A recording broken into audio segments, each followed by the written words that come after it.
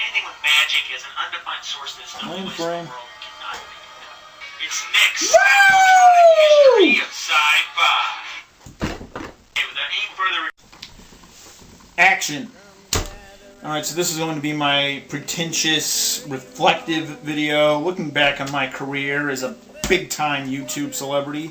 All the videos I did, well, not all of them, you know, in that general, vague sense. Hello, everybody. We're going to take you on a journey beyond the farthest star into the minds of machines. Kind of service of the reiterating the that. core I can't really give a lot of advice on how I actually made the show. I mean, I didn't document it very well. I was contemplating documenting some of the Godzilla with the glasses episodes, you know, the live-action ones where I was doing all the Godzilla crap. Ugh. And I didn't. I was contemplating an audio commentary. Part of it is, big reason is I really only have this one camera. It's just a little Kodak handheld camera that just happens to have video on it. I'd be completely fucked if I didn't. It's always been regarded as a cheap, gimmicky genre that hinges on the absurd and impossible. But at the same time, it also defined the 20th century more so than anything else. Think about it. Without Burroughs, Heinlein, Asimov... I think that if I did have friends, which I really don't, I got one good friend, and I didn't even ask him to help me with this. If I had more friends, I probably could have documented it a little more or something, but there's really not a lot to say on how I did them. I mean, the main thing I did was all through Microsoft Movies, or whatever the hell it is, Windows Movie Maker, I believe is the program. I can't even think. I've been working with it for 3 years now. Can't even think of the name, but Windows Movie Maker. Very, very simple. I would just write out my script, go online, get all the pictures. My favorite part was always getting the pictures. There was just something about it. It was so simple. Then take all those pictures and put them all together. Run some music under it. Music was the big problem. I think the music was definitely the thing I had the biggest problems with, believe it or not. The sound system on it, I think, because I did it on my old laptop. I mean, some of the writing's always going to be challenging, no matter what you do, author, screenplay. Hell, even when I was doing science writing for the university, I just caught a fart on camera. That's awesome. Let's get right into one of my favorite novels of all time. Which would be Shelley's further renowned ado. masterpiece, Frankenstein. The biggest problem with writing is because writing is the struggle to be original. It really is. It's like a magic trick. You're trying to create something from nothing. It sounds impossible on paper. But I'm getting off topic. Okay, so the sound was the biggest thing. It was hard to balance my voice, which can be very thunderous and loud and bust out the goddamn speakers, with the music, which it was easy to have it very, very faint to the point where you almost couldn't hear it. But I did really want people to at least be able to recognize the music, because I always was kind of proud of myself and how clever I did the music. You know, was it clever? I don't know, but I liked the idea of putting rock songs with certain science fiction novels, or, you know, some kind of a contrast thing. Some of it was cliche, like using, you know, ancient biblical music or whatever with biblical texts, naturally. Got a fart and a burp. I'm a badass. Or the modern Prometheus. I consider Frankenstein to be the first modern science fiction novel. Sure, there might have been some things that came before, but ultimately, Frankenstein is really where we get most of the modern idea. That was the big thing. That and actually, really, anytime I would do live action segments, much like I'm doing now, there's just live action is hard to do. I see why it's so complicated. Why all these movies take forever to make.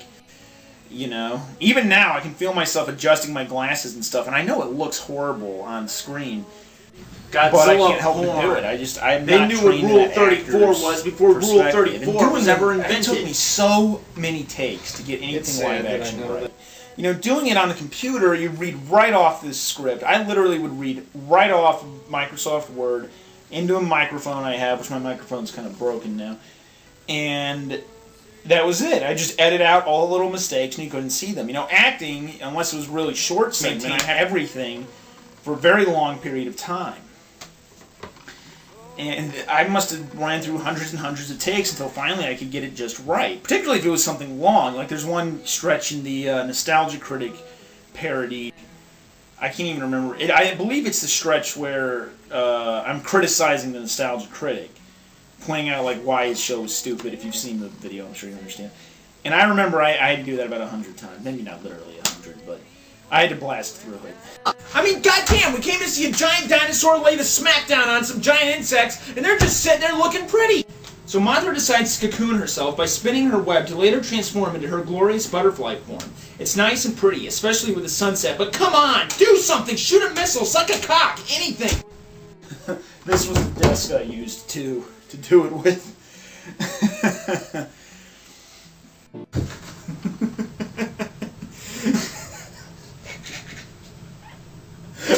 I'm sorry. I mean, I know she just...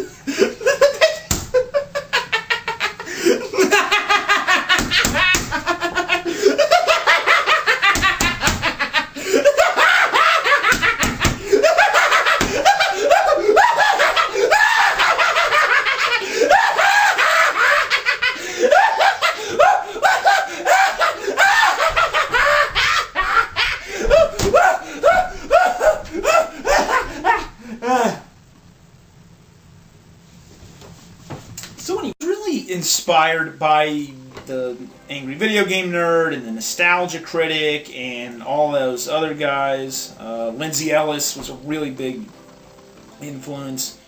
Lindsay, if you're out there, hi! I doubt she pays any attention. And those guys really did, in their heyday, they're actually all starting to go to shit now, which is a shame, but I guess everyone does. But in their heyday, they really were, to me, better than Hollywood. They were putting out stuff from their basement that was better than all these big, epic, multi-million-dollar superhero movies that come out on a weekly basis. You know, and I think there is some truth to that. There's something more creative about the lone man doing it in his man, you know, just... There's even an old saying for it, too many cooks spoil the stew.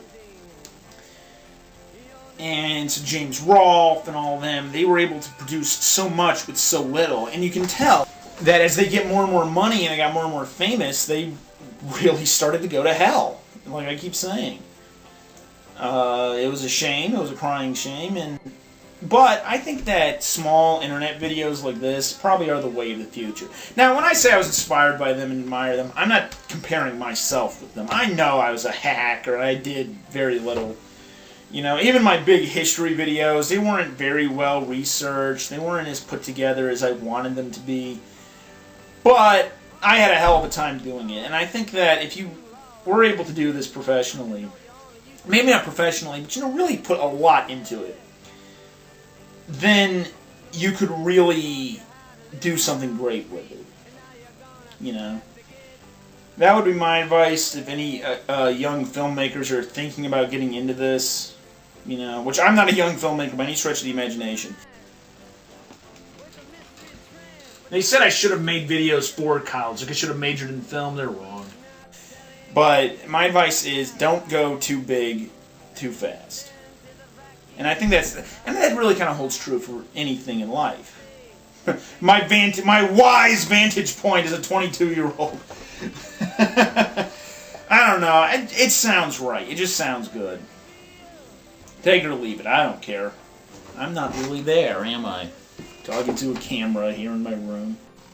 You know, you wonder what your favorite video is. You know, of course you get that a lot. Like, which of yours is your favorite? That kind of crap. And of course you can't really answer that. I mean, what kind of absurdity is that? It's something you created. You know, it's like your child. Yes, some of them are just god-awful, but then some of them, you know, you really think everything came together on. And I think that the only real way to measure what your favorite video is of your own, films, books, you know, anyone who gets asked this question, I think the only real way to answer is the ones that you worked on the hardest. The ones you felt you put the most amount of effort in and got the biggest reward. You know, like the ones that you really didn't work hard on, but actually turned out pretty okay, you don't like those because you know you could do better. There was just something in the air that made it turn out fine. And of course, the ones that I worked the hardest on, naturally, were the Godzilla videos, the live-action ones that parodied all my influences. The Angry Video Game Nerd, the Nostalgia Critic, even Kyle Colgren of Browse Hell High, which I was actually really glad that I did that. I think, and this is for any of those viewers out there, Kyle Colgren is the shit. He used to be the shit. He actually is going downhill with the rest of them. Tell us how this is a Dadaist master. This cannot be Dada! It's too normal to be Dada! It's too shit to be anything else! And of course, I really did work hard on it. I was so in the zone when I made those. They came out in the wake of the American Godzilla film, you know the one. I did them. I was so happy about that movie, so happy. And I just blasted through all of those videos. I literally made them week by week by week. It wasn't like I did them out ahead of time. I would literally just sit there, write it out, act it out, edit it in about a week's time span. I'm touching my glasses again. And I was just so in the zone. It was awesome. And then, the thing was, concurrently with those, I actually released the History of Toho Monsters, which is very similar to James Rolfe's Godzilla-thon, so I called it the Toho Extravaganza, some crap like that, I don't know. But I did all those, I would stay up late, no one was home. It was really were my glory days as far as YouTube was concerned. I have to say, it was just...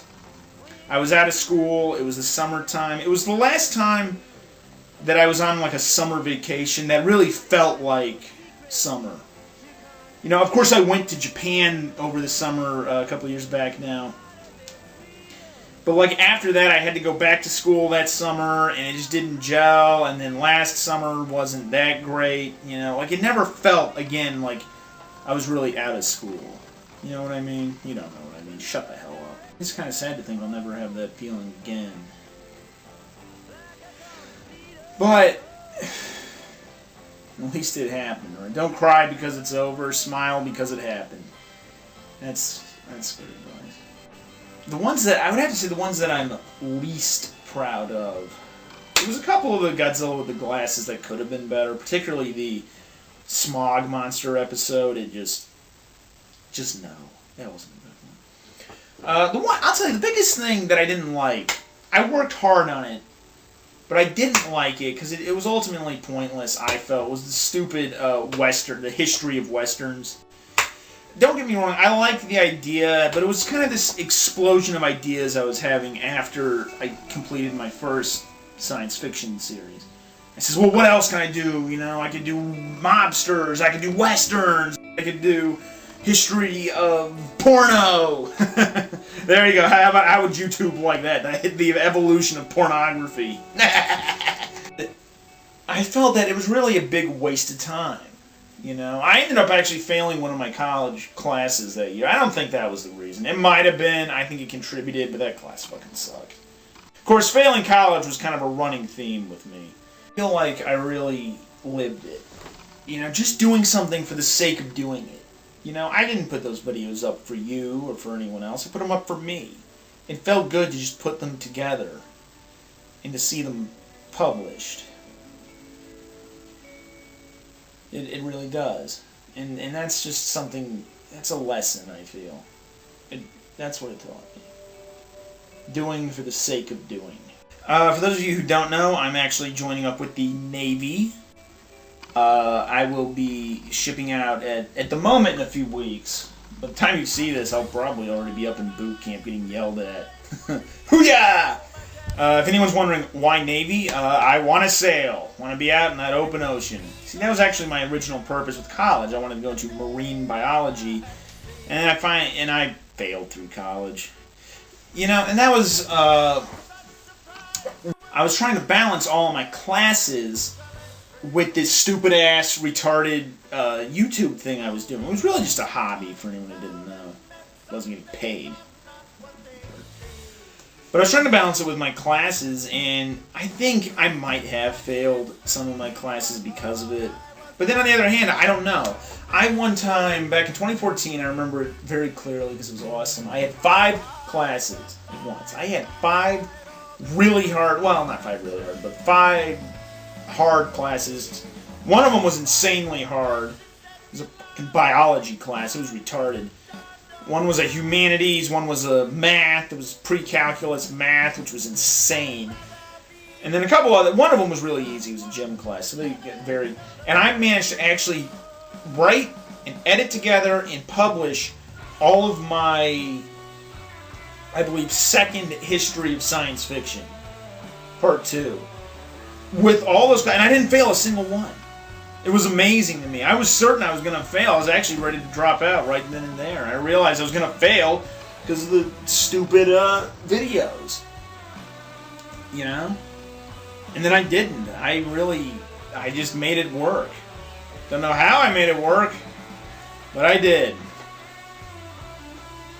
You know, I think that was part of it. I think maybe it was when I quit doing my videos, or quit doing them as frequently, that I really started to slip. Well, that's not true, because in the next season I had less classes and I did all my videos, and then I failed. I failed one of them. I know, my chemistry. Ugh. Don't take chemistry. It's bad for you. Well, I think that's about it. I mean, I could ramble on about other technical crap, but I think this just about draws my YouTube career to a conclusion. I have one more video to go, so sit back, kick your feet up, relax, and enjoy. We're just two lost souls swimming